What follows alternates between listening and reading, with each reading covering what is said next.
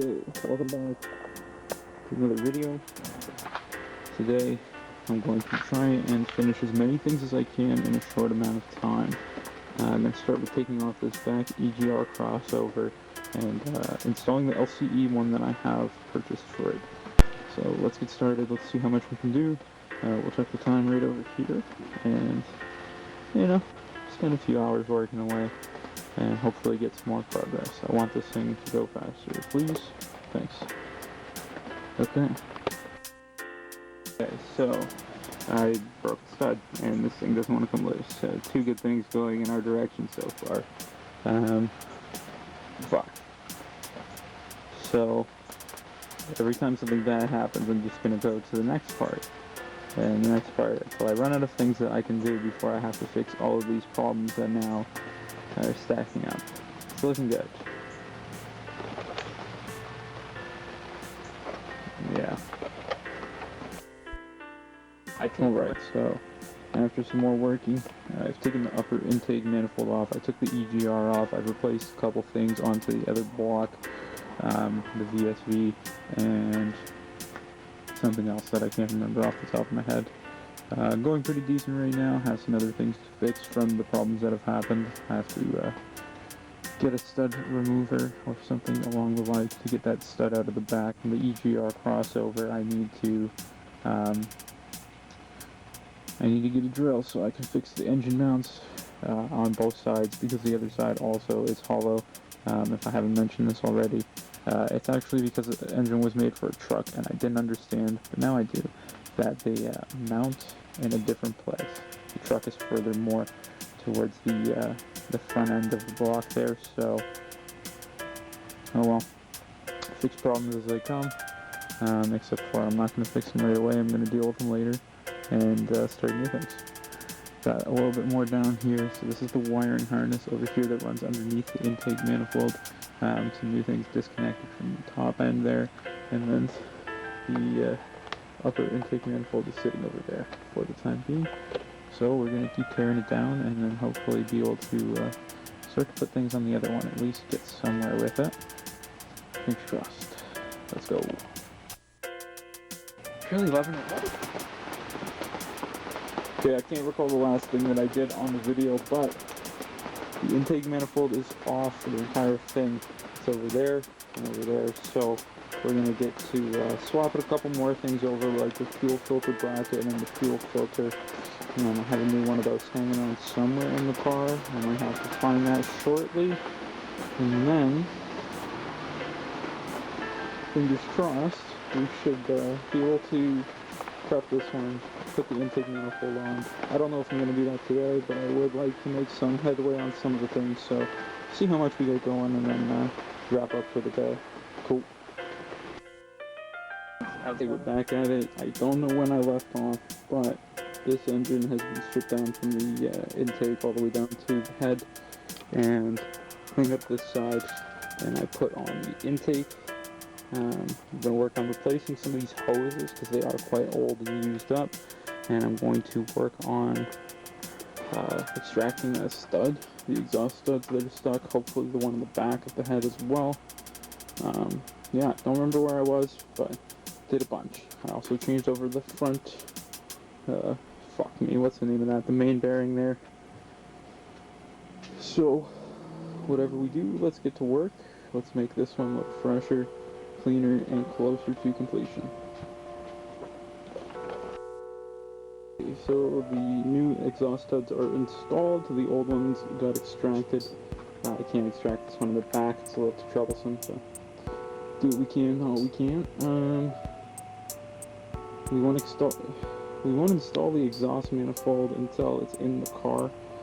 Until then, a whole bunch more work to be done both in here and on here to get it ready to go back in. I'm hoping if I do anything today, I would like to get the fuel injectors ready to go back in. Have new O-rings for those, so those can go back in with a fresh seal, and yeah, send it from there. See what happens next. So we just ran some errands and also went to Napa so I could get some hose.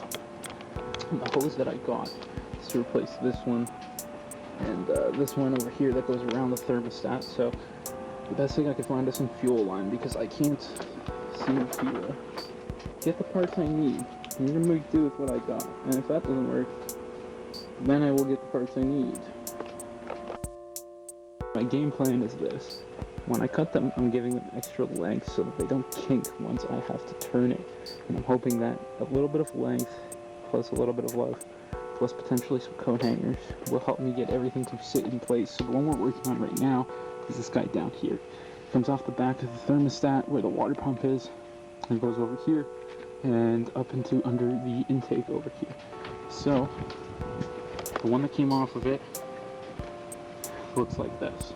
And I can't recreate that bend, of course, or else I'm going to kink it. So I've cut it with some extra length, and I'm going to put these C-clamps over onto this one here, and hopefully, with some help of my strong might and some C-clips, this will hold. Even though it'll sit a little longer, it'll still travel the coolant to where it needs to go, and that's ideal. I just put the new line hose on. So this is gas line. It's going to be the coolant line. Fingers crossed that works out for me. These are long enough that there are no kinks in here. Very close to, but there are no kinks. So this one goes, it used to go hook underneath. Now it goes up and around, and it goes back down there. This one used to go on top of the thermostat housing into the intake. This one goes now up and around with some slack in it so it doesn't kink. And this one I left a little bit long. I can trim if I need to. This one goes to the upper intake manifold, and shouldn't kink, shouldn't give me any problems there. And it might be a little long, but I'd rather it be long than too short. So there we go. We got some of the cooling hoses figured out without having to spend a whole lot of money. It's $40 to replace those 3 lines. As long as they work, then it's definitely a better, more cost-effective way than paying like 70 USD and then shipping and import and etc. and then being $200 into like 5 hoses. So make do with what we got, not with what we don't. This should work fine for my application, fingers crossed anyway, and we won't find out until the engine fires up. So oh well. But I couldn't leave the old hoses because they were definitely getting corroded from never being replaced before. Let's see. Not the best looking thing. This is what my other lines looked like before they started leaking, so be done with that. I think that's it for today. Nice and simple. Getting everything sorted. I'm going to start packing up for the day, and then we'll catch up with you soon. This might be the end of the video, depending on how much I have left to do. Oh well. Should be fine.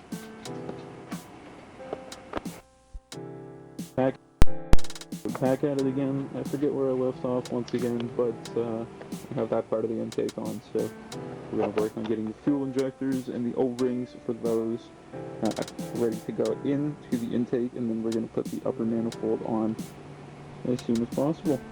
Let's get it. Okay, so I actually started by removing the stud from the back of the EGR crossover here, or the water crossover. The name's escaping me. I put this delete plate here by LCE, so that's in now as well, because it runs to the back and helps support this crossover. We've installed that underneath the intake manifold over here, so a couple 10s over here, some 12s in the back. Now that is ready to go, so the bottom part of the intake is essentially ready to go, and now we're going to work on the injectors, the new O-rings for the injectors. We're going to throw them in here, get it all ready to go, and be mounted, and then from there we can start to hook up everything else. We can put the wiring harness back into the engine, so all good things coming, getting closer. I still need to take care of those engine mounts, but I'm kind of leaving it till the end, just because I'd like to get everything else ready, and if that's the only thing holding us up, then we're doing pretty good. Oh, and I need to put the oil filter on, because I neglected to do that. I was going to do it when it's in the car, but ultimately I don't think it makes too much of a difference. Yes, it would be good if I filled it, but at the same time, such is life. I learned it's better to put the low O-ring cushion bushing in there Just a nice little O-ring. It sits in there perfectly. 1, 2, 3, 4 all across the injectors. And then we're going to go put new O-rings on the actual injectors themselves. And then we're going to crush the fuel rail onto here just nice and gently. Crush, probably not the best word to use. Cool. Now, as you might be able to see, you might not be able to, but these are the injectors. They're definitely crusty. I've seen some better days, but I do have confidence that they'll work. And if they don't, then oh well. I'm poor. Okay, so as you can see now, the fuel rail and the injectors are installed. The fuel pressure dampener has been installed, as well as the cold start fuel injector line, as well as all the wiring harness that is supposed to run through here now runs through here, and the injectors are plugged in, these sensors are plugged in, the oil pressure sensor is plugged in. A good majority of things are actually plugged in now. A few other things, like I don't actually remember what goes over here, so I'm gonna have to figure that out. And once the upper intake is on, we can see where the rest of the things plug into. As well, there is a ground over here that has definitely seen better days, so I'm going to clean that up, as well as the mounting surface for it. Let's get it. Okay, a bunch of odds and ends are buttoned up. The intake manifold's on. I don't remember if I showed you that. The PCV and the fresh air, or whatever the fuck, are attached. It's getting really windy. All the wiring is attached. I think I'm missing 1 or 2 hoses, but aside from that, everything is where it is supposed to be. And we're getting really close to finishing up everything on this engine. I need to put it to top dead center. I need to... What else? I need to get the drill so I can fix the engine mounts. I need this wind to chill the fuck out. And I didn't show you, but I reinstalled the head cover and put the new... Oh fuck, the words are escaping me. The new silicone gasket around there. Is that the right? I put the new gasket on there. I put the new crush half moons here, and these guys are new as well. So everything should be good in there. It is buttoned up. I need to replace the spark plugs, but I'm probably going to do that when it's in the car, because that'll be easy. And these 2 hoses for the heater need to be replaced. That is a given, because I cut them to get them out of the car. And not a whole lot else, really. Everything is going quite well. Oh, and we need to deal with the back of the engine, but I've been putting that off till the end because I'll need to pull that up as well before the engine goes into the car. I'm going to need to change the oil pan from this guy over here, from the Celica oil pan, and put it on here. This engine was in a pickup truck, which I think I explained in an earlier video. That is actually why there are no threads here, because that one mounts further to the front. So in this application, the oil pans also sit differently. The oil pan in this one sitting more in the front for front sump, and the one for the truck, sorry, vice versa. The one for the truck is a rear sump, whereas the one over here is a front sump. So we're going to have to pull that off, but I'm going to do it when it's in the air. We're going to have to pull the oil pan and the oil pickup and switch those over, and then that will be the last thing before the engine goes in the car. Obviously, I'm going to take the torque converter and everything and put it on here.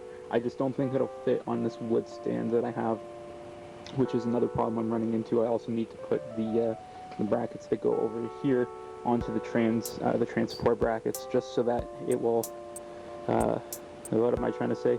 It won't fit on here because it's too low, and this needs to be jacked up, but I don't want to jack it up quite yet. I want to get everything ready.